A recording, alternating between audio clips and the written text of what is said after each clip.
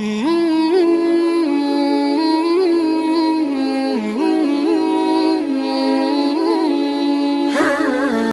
موسیٰ علیہ السلام نے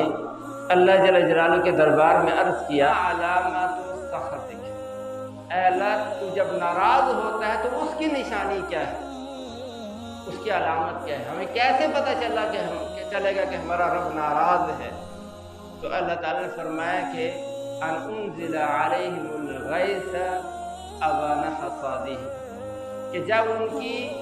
فصلوں کی کٹائی کا موسم ہوتا ہے اس وقت میں بارشیں بھیجے، کہ کٹی کٹائی فصلیں آندھیوں کی نظر ہو جاتی ہیں، بارشوں کی نظر ہو جاتی ہیں اور فصلیں ان کی برباد ہو جاتی ہیں۔ فرمایا جب ایسا ہو تو سمجھ لو کہ میں ناراض ہوں، اور جب ان کو فصلوں کو پانی کی ضرورت ہوتی ہے، فصلوں میں کھیتوں میں بیجائی کی ضرورت ہوتی ہے، تو اس وقت میں بارشوں کو روک دیتا ہوں، اور ان کا حکمران، ان کا بادشاہ، ان کے سیاسی معاملات میں ظالم اور جابر لوگوں کے حوالے کر دیتا ہوں،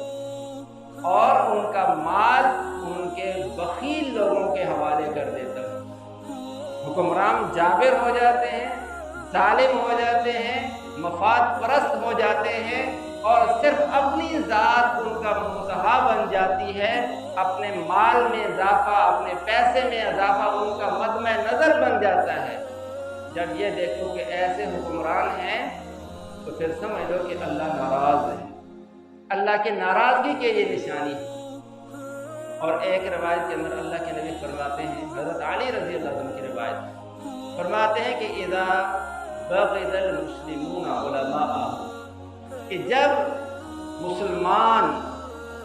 اپنے علماء سے بغض رکھیں گے، ان سے نفرت رکھیں گے، اور مال کے اندر بخل کریں گے، کنجوس ہو جائیں گے، اور اسی طرح زکوٰۃ کے مال کو